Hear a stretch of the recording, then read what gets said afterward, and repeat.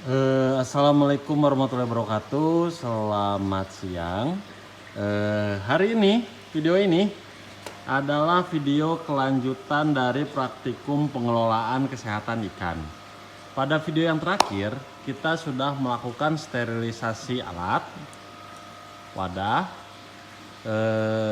juga air, media pemberian ikan dengan menggunakan klorin yang sebelah kiri ini ya. Masih ingat tentunya. Dan yang sebelah kanan ini dengan menggunakan UV, filter UV. Kemarin klorinnya itu dia mulai hilang pada hari ke-11. Klorinnya di sebelah sini itu sudah hilang ketika hari ke-11 tanpa pemberian anti klorinnya, berarti dia menguap sendiri. Sekarang sudah berminggu-minggu, sudah mungkin sekitar 3 minggu. Bakal kita cek lagi untuk kadar klorinnya. Ini airnya udah agak hijau sekarang ya. Udah lama juga soalnya, udah 3 mingguan kita ambil untuk ngecek kadar klorin. Ini sudah agak hijau. Kalau yang ini cukup hijau tapi terlihat lebih bening. Ini yang pakai UV. Ini udah sekitar 3 minggu lah. 3 minggu dari video terakhir. Ya, yang ini kadar klorinnya hilang pada hari ke-11. Sekarang kita coba cek lagi untuk memastikan. Ya. Kita kasih 5 tetes. Sebentar. 1 2 3 4 5. Oke.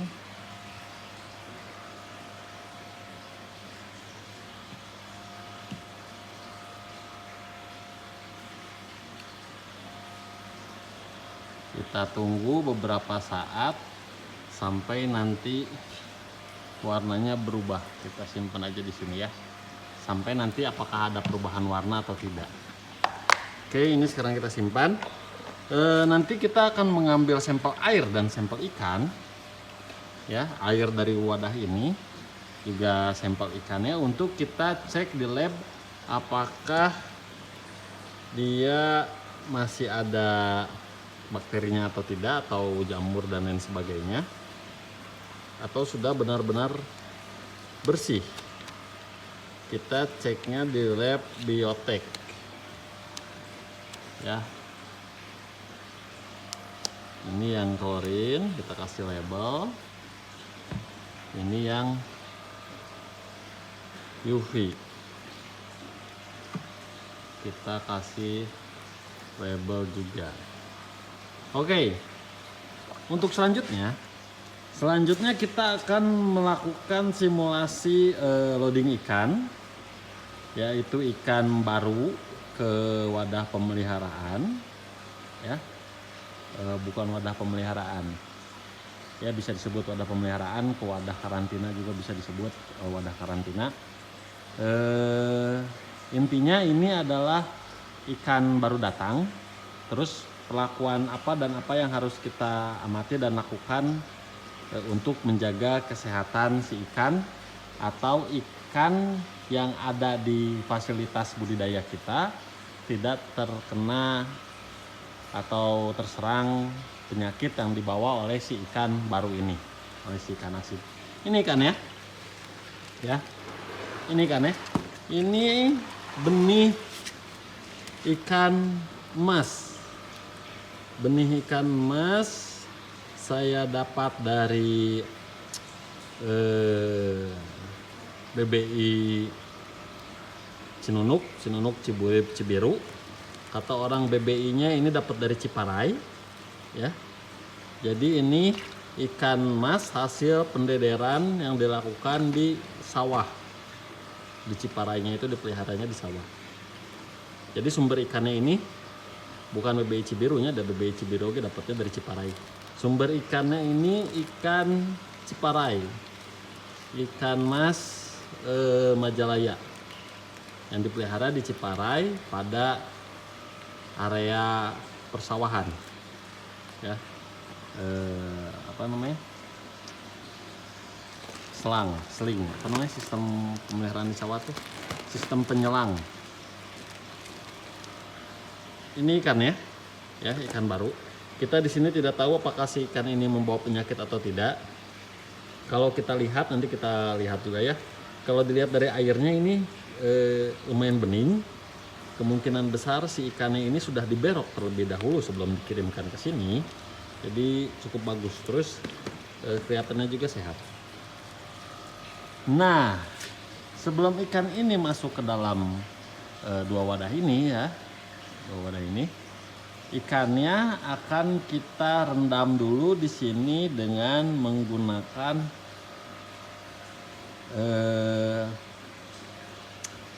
berbagai macam jenis, tapi kita cuma pilih satu aja. Ya. Kita lihat di sini. Bukan yang ini. Bukan juga yang ini. Ini timbangan. Kita punya berbagai macam produk. Saya terlihat seperti agen pemasaran produk. Kita akan melihat berbagai macam jenis produk. Ini produk yang digunakan untuk menjaga kesehatan ikan atau juga mengobati ikan. Ada 1, 2, 3, 4, 5, 6. Ada yang fungsinya mirip, ada yang fungsinya berbeda. Kita mulai dengan yang ini aja, yang teman-teman sering lihat. Ini L-Bayu lagi. Ini methylene blue atau obat biru. Ya, ini biasanya di sini ada tulisannya. Nanti saya jelaskan, saya perjelas juga di classroomnya, di chat classroomnya. Kalau ini nggak kelihatan, ini kelihatan nggak?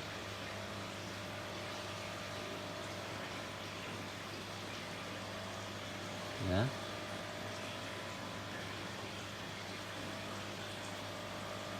Ini adalah methylene blue. Ini mengobati ikan dari jamur-jamuran, dari protozoa dan jamur-jamuran. Ini kandungannya methylene blue.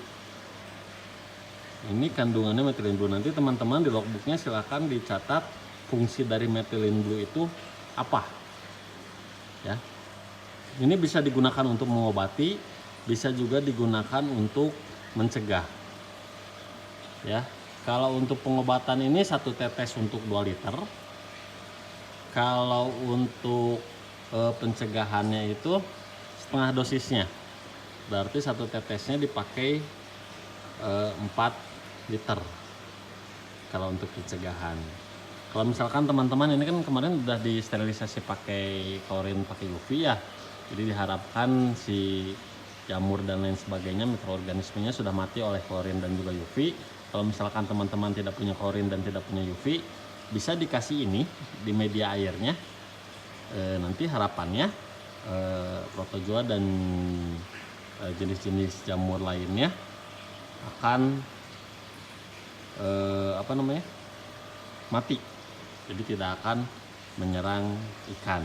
Ini yang pertama ya, ini yang pertama.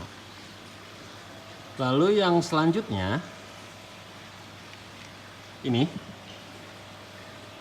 itu PK, kalium permanganat ya.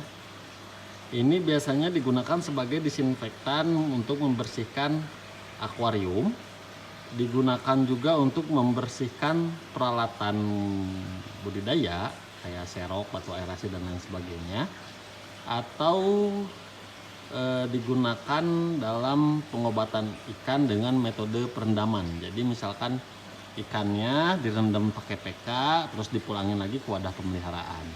Nanti besoknya ikannya diambil lagi, direndam PK, terus dipindahin lagi ke wadah pemeliharaan. Nah, silakan teman-teman catat di logbooknya juga, nanti akan saya tulis juga di classroom. Fungsi PK itu apa? Lebih spesifik. Ini adalah mengoksidasi air. Ini juga mengobati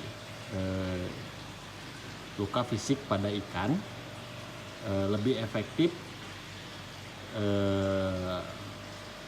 membasmi ektoparasit pada si ikan.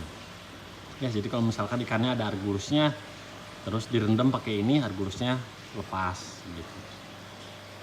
Oke, ya PK selanjutnya. Oh, ini makainya itu 2-5 ppm, ya, 2-5 ppm. Berapa lama direndamnya? Paling lama 4 jam, tapi tergantung dari ketahanan tubuh si ikan. Jadi kalau misalkan ikannya udah kelihatan ngap-ngapan, nggak kuat karena ini korosit ya, jadi cukup keras, lebih baik dihentikan kalau belum 4 jam, terus disimpan di media pemeliharaan, terus nanti besoknya diulang lagi kemudian. Nah, oke. Dan yang selanjutnya saya punya 4 jenis ini. Ini mungkin yang teman-teman paling sering lihat kalau di toko akuarium. Keempatnya ini semuanya antibiotik. Ini semuanya antibiotik. Ini mengandung HCl. Benar. Oh, ini yang spesifik HCl. Nah, ini mengandung HCl. HCl itu merupakan salah satu jenis probiotik, jenis probiotik lagi, antibiotik maksud saya. HCl itu merupakan salah satu jenis antibiotik dari golongan tetrasikilin, ya. Yang ini kalau antibiotik berarti dia bisa juga mengatasi bakteri, ya. Kalau tadi L-Bayu cuma mengatasi jamur dan protozoa, ini bisa juga mengatasi bakteri. Ini kelihatan, ya. Kalau saya lihat seperti ini, saya nggak bisa ngebaca soalnya terlalu dekat handphonenya.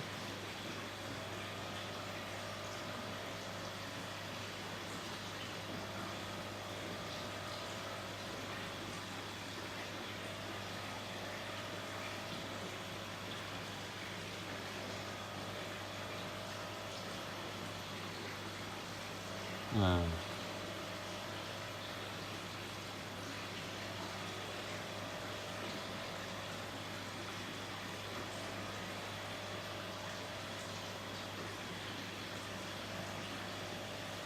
oke, ini adalah antibiotik. Ini lebih banyak fungsinya untuk yang HCl ini. Di sini bisa eksternal parasit, bisa. Terus saprolegnya juga bisa, ya, protozoa juga bisa. Terus bakteri juga bisa. Ya. 1 sendok makan 5 ml untuk 25 liter air. Ya, di sini juga ada tulisannya untuk pengobatan pembusukan. Kalau saya baca begini nggak baca. Pembusukan mulut, tubuh, sirip, insang, velvet, dan juga jamur. Nah, ini mengandung HCl. Nanti silakan teman-teman cari literaturnya. Kira-kira fungsi dari HCl dalam pengobatan itu apa? Seperti apa? Oke ya. Ini untuk bakteri dan juga jamur. Untuk selanjutnya, oksisan. Ini juga sama. Ini antibiotik, ya. Ini terbaca tidak? Saya harap terbaca.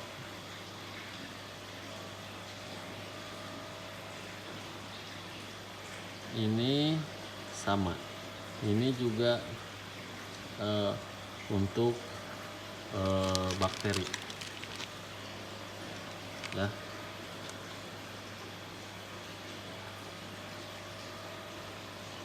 Terbaca tidak?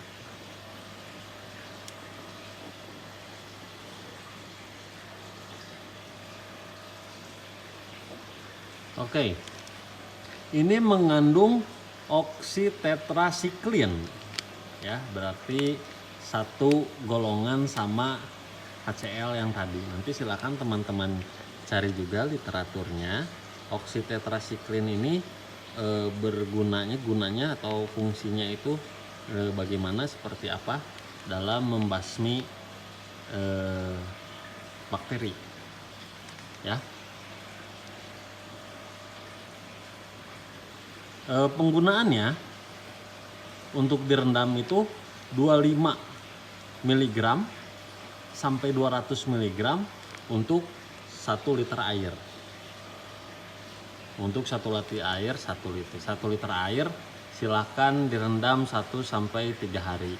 Nah, kalau pemberian secara oralnya itu 1 gram untuk 4 sampai 5 kg. Ya, dicampurkan dalam pakan, silakan diberikan 7 sampai 10 hari.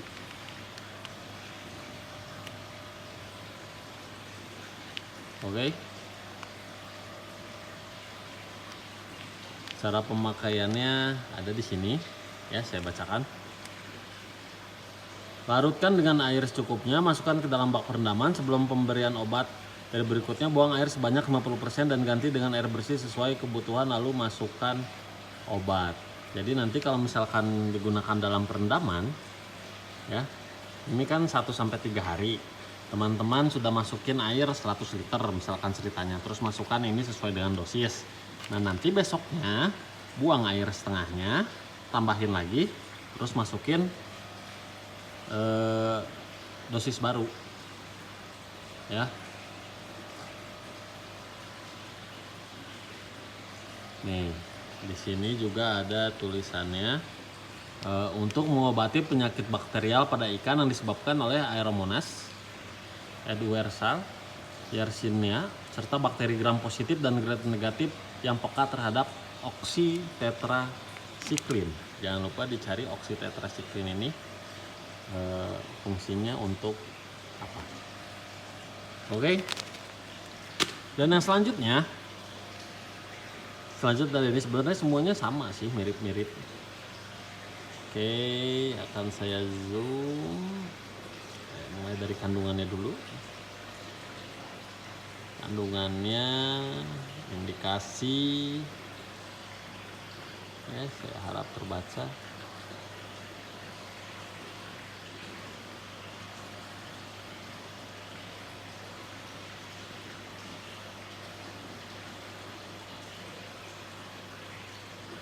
Pengobatan, pencegahan, untuk pakan, arti diberikan secara oral. Oke, di sini dia ada 3 kandungannya: enrofloxacin, propylene, sama excipient. Ya. Nah, silakan teman-teman cari fungsi dari setiap bahan-bahan ini. Ya. Enrofloxacin ini masuk ke dalam antibiotik tetrasiklin, ya, masuk ke dalam golongan yang sama. Oke. Ini sama, membasmi bakteri dengan cepat dan efektif pada inti sel, ya. Yang ini teman-teman cari tahu fungsi dari ketiga bahan pembuatan ini, ya, di literatur yang ada di internet, dijelaskan di dalam logbook. Ini langsung membasmi inti sel, berarti dia mungkin menyerang RNA sel, mungkin ya. Nanti silakan dicari lebih tahu lagi. Terus menyembuhkan penyakit ikan seperti tubuh berdarah, perut besar, lendir mencair, borok, busuk, sisik, mengelupas, ikan sering nampak di permukaan, sirip rusak, ekor busuk, nafsu makan turun, insang merah akibat bakteri Pseudomonas dan Aeromonas, meningkatkan nafsu makan, aktivitas kebulan tubuh ikan udang akibat serangan penyakit bakterial. Berarti ini lebih spesifik ke penyakit ikan yang disebabkan oleh bakterial. Dikasihnya itu bisa dengan cara perendaman atau juga pakan. Rendaman atau pakan. Bisa juga digunakan dalam pencegahan. Kalau untuk pencegahan itu dosisnya 1 ppm. Ya, saya bacakan. 1 ppm tiap 3 hari pada bak pemeliharaan ikan. Untuk ikan lele atau komersil lainnya disarankan memakai setelah benih umur berbau. Berarti setelah ikannya berukuran benih baru pakai ini gitu. Kalau ukurannya lebih kecil dikhawatirkan akan mengakibatkan kematian. Pengobatan 1-2 mili untuk 1 meter kubik air selama 3-5 hari. Di sini juga diharuskan ganti air 50% setelah pengobatan berlangsung selama 6 jam. Dosis berlaku untuk semua jenis ikan. Ya. Untuk pakannya 2-3 mili per kilogram pakan, berikan selama 3-5 hari berturut-turut. Nah, jadi yang tadi ini ya, untuk pengobatan perendamannya setelah 6 jam airnya dikurangi 50% terus ditambah. Ya. Jadi dosisnya misalkan teman-teman kasih 1 mili untuk 1 meter kubik. Nah, nanti setelah 6 jam dikurangin airnya terus ditambah air baru setelah 6 jam perendaman.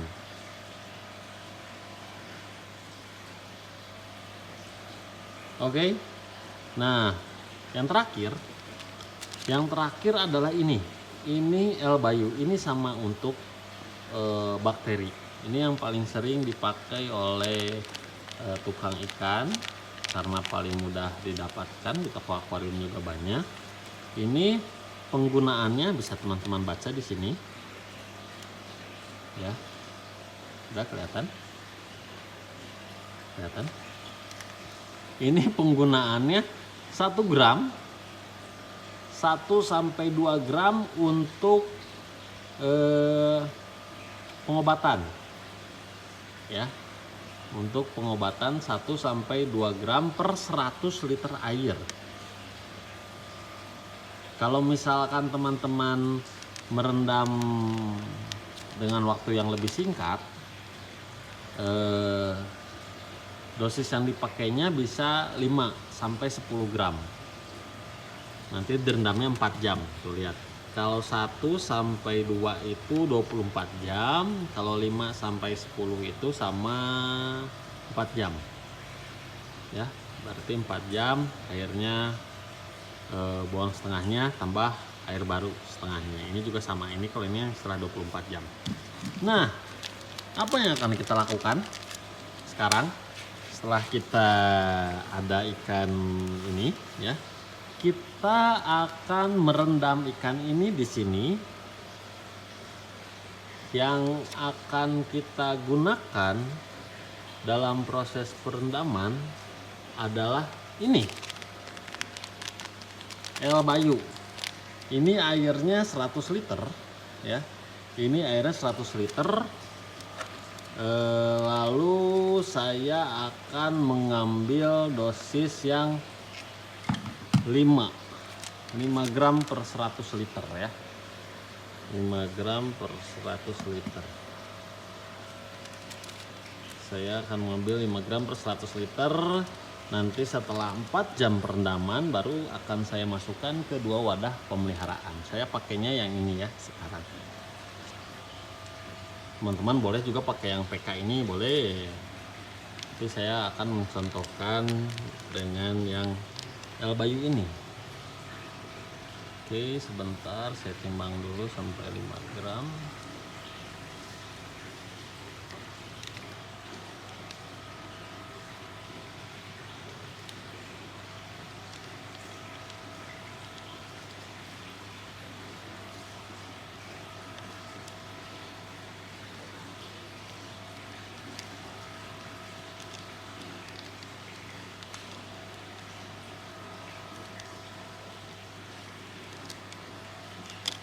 Oke, 4 gram.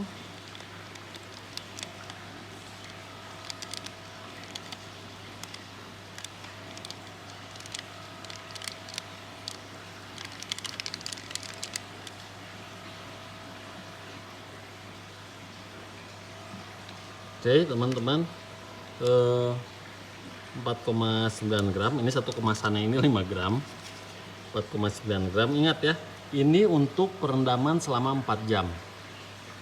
Kalau untuk perendaman selama 24 jam berarti yang 1 gram per 100 liter air. Untuk perendaman, ingat untuk perendaman. Kalau misalkan kadang dipakai juga untuk transportasi, jadi direndam selama transportasi itu dosisnya lebih sedikit lagi dari ini. Ya, ini 5 gram. Sekarang kita masukkan ke sini. Oke. Kita masukkan, nanti airnya akan jadi kuning kayak extra joss. Sekarang kita lihat dulu yang ini. Oh iya, ternyata benar sudah 0 klorinnya ya, klorinnya udah 0. Sekarang kita akan mengambil sampel air yang akan nanti diperiksa di lab ya. Kita diperiksa lab, meriksanya dengan mengkultur dan menganalisis koloni dari jamur yang tumbuh. Ini kita simpan, kalau nggak ada yang tumbuh ya bagus. Koloni dari bakteri, juga nanti ada koloni dari jamur. Ini yang klorin. Ya, nanti itu pada video selanjutnya. Oke.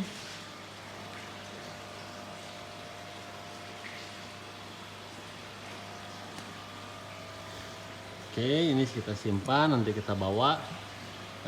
Sekarang kita buka ini ya. Ini teman-teman, kalau misalkan waktu loading ikan, yang paling penting harus diperhatikan adalah suhu di plastik ini ya, air di dalam plastik ini dengan suhu dimana si ikan ini akan disimpan harus relatif sama, jangan terlalu jomplang. Kalau jomplang nanti ikannya stres, nanti kalau stres jadi mudah terserang penyakit, nanti ikannya malah jadi mati. Yang di dalam ini lebih hangat sedikit ya, bisa teman-teman diamkan selama beberapa menit sampai suhunya sama, atau bisa juga airnya dimasukin sedikit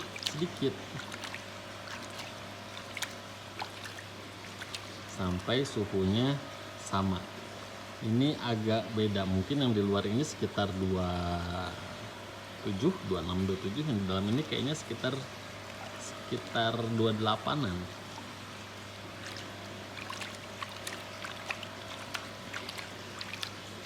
Ya, sambil nunggu ini suhunya sama, kita akan mengambil sampel ikan.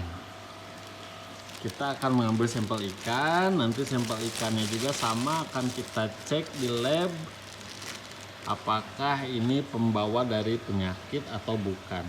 Kalau kita lihat secara fisik ya, coba kita lihat. Ini sepertinya ikannya sehat, Coba kita lihat insangnya. Insangnya juga berwarna merah, tidak ada indikasi dia terkena virus, bakteri atau penyakit lainnya. Matanya normal, badannya juga warnanya normal. Kalau kita lihat secara fisik, ikan ini terlihat sehat. Nanti ini kita tidak terlihat juga ada jamur ya, bintik-bintik putih nggak ada, si kamu ngelupas tidak ada. Untuk lebih memastikan akan kita bawa ini ke lab, lalu kita uji, kita cek. Saya akan bawa yang agak besar biar mudah. Kita bawa 3 ekor ya. Nanti ini akan saya simpan di dalam freezer, dibekukan. Sekarang kita simpan dulu di sini. Oke, suhunya apakah sudah sama atau belum? Ini kan tadi pakai tetra ya. Teman-teman juga bisa ini pakai PK sesuai dengan dosis yang sudah saya sebutkan ya, sekitar 2-5 ppm kalau untuk PK, atau pakai bahan-bahan yang lain. Kalau di sini di Ciparanje dia lebih sering pakai PK atau L Bayu. Ya, tergantung dari kondisi fisik si ikan. Kalau ikannya terlihat dia banyak luka-lukanya, ya, terus sisiknya rusak dan lain sebagainya, saya lebih memilih menggunakan PK. Ya, PK ini saya akan menggunakan L Bayu. Oke, saya rasa suhunya sudah relatif sama. Akan kita keluarkan. Ini saya kasih jaring biar nanti waktu mau ngangkatnya mudah.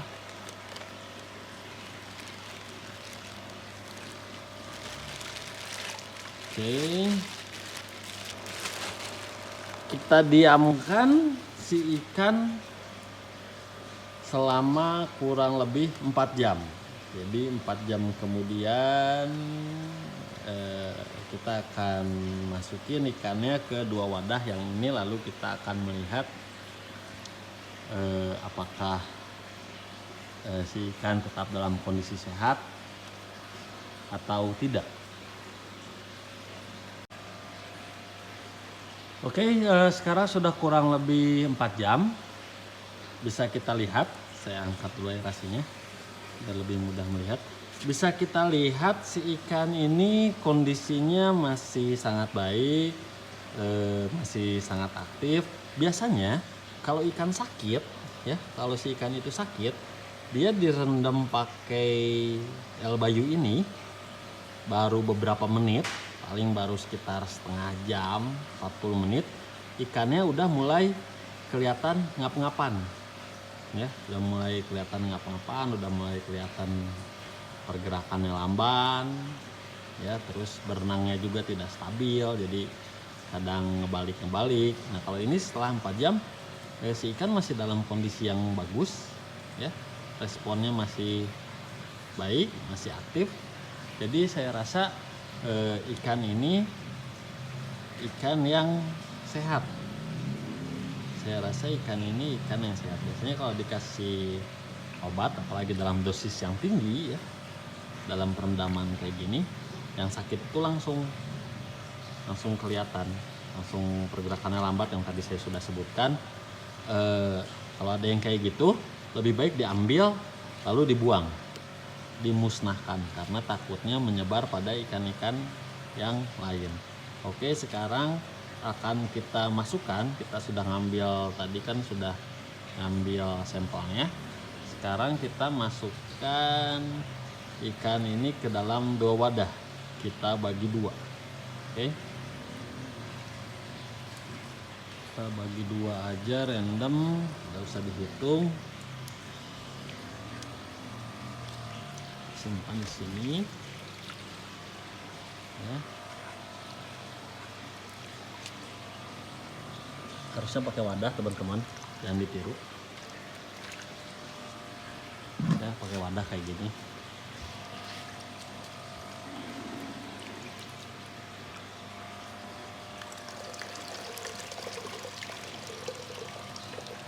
Oke, ini kita simpan. Dan ini yang terakhir.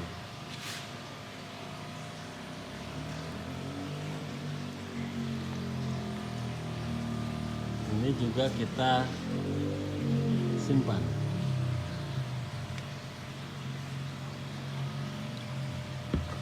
Nah, alat yang digunakan selama kegiatan pemeliharaan harus steril. Alat yang digunakan selama kegiatan pemeliharaan harus steril. Untuk menjaga kesterilannya, kita akan menyiapkan satu wadah. Ini kita buang dulu. Ini nanti airnya langsung terbuang, tidak ke saluran air, ya. Ini akan terbuang ke spit tank, ya. Jadi nanti akan diurai oleh tanah. Oke, untuk sterilisasinya, ya, untuk wadah kan, wadah yang digunakan tidak boleh sembarangan, ya. setiap wadah harusnya punya alat sendiri. Misalkan wadah yang ini punya siuk sendiri, wadah yang itu punya siuk sendiri, dan setelah digunakan juga harus disterilisasi. Nah, untuk mensterilisasinya saya akan menggunakan PK ini ya, kalium permanganat. Tadi kan 3-5 ya. Saya akan pakai dia 5 ppm. 5 ppm. Kalau ppm itu berarti part per million ya. Kalau ppt itu part per thousand. Airnya 100 liter ya, yang tadi.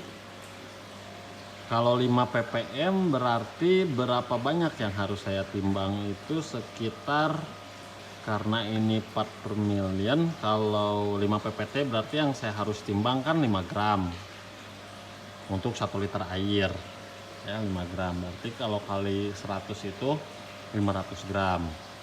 Kalau ppm itu kan part per million, berarti untuk 1 liter airnya itu saya menimbangnya 0,005 ya, dikali 100 berarti 0,5 ya. Ini kan 100 liter, saya menimbangnya 0,5. Bentar, 0,005 dikali 100, soret ya, 0,5 benar. Saya akan menimbangnya 0,5. bentar ya. Ini bentuk dari kalium permanganat, dia kasar tapi ukurannya agak panjang.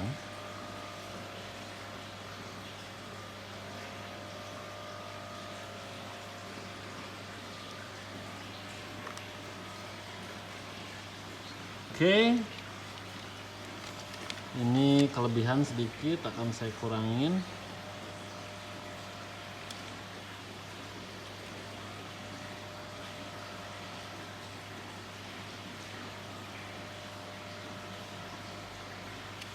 Ya, kurang lebih segini, 0,05.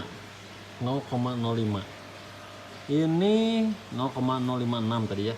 Ini akan saya tuangkan ke sini. Oke, warnanya akan berubah menjadi ungu. Kalau yang tadi itu kuning ya, khas sekali dengan warna dari antibiotik. Warnanya kuning. Nah, ini air ini adalah air yang akan digunakan dalam menyimpan atau mensterilisasi alat yang digunakan di wadah-wadah ini. Jadi kalau ini kita simpan di sini ya, kita aduk dulu sebentar. Nah, ini kan ungu ya. Nah, ini kan di sini nih, kayak gini posisinya. Nah, teman-teman ambil ini, terus bisa digunakan untuk mengambil ikan. Ya, digunakan untuk mengambil ikan di sini, di sini, di sini ya, di sini. Nanti kalau misalkan sudah selesai digunakan, ya, bisa teman-teman rendam lagi di sini. Oke, bisa teman-teman rendam lagi di sini. Nanti ini bisa setelah direndam bisa digantung, ya, atau biarkan saja terendam di sini nggak apa-apa. Kapan ini diganti? Air ini diganti ketika warnanya sudah berubah mulai kecoklatan. Ya, air ini diganti ketika warnanya sudah mulai berubah kecoklatan. Kalau untuk tangan bisa teman-teman cuci dulu di wastafel, atau bisa juga disemprot dengan alkohol, atau menyiapkan khusus air yang terpisah dengan ini ya, wadah khusus di baskom tapi sama isinya PK, bisa nanti cuci tangan di situ. Ya. Sebelum beraktivitas di kedua wadah ini. Oke, saya rasa cukup untuk video yang sekarang. Nanti ini kita bawa ke lab untuk sampelnya, lab biotek. Nanti video selanjutnya adalah video kegiatan di lab biotek. Terima kasih atas perhatiannya. Mohon maaf untuk keterlambatan videonya. Sampai berjumpa pada video-video selanjutnya.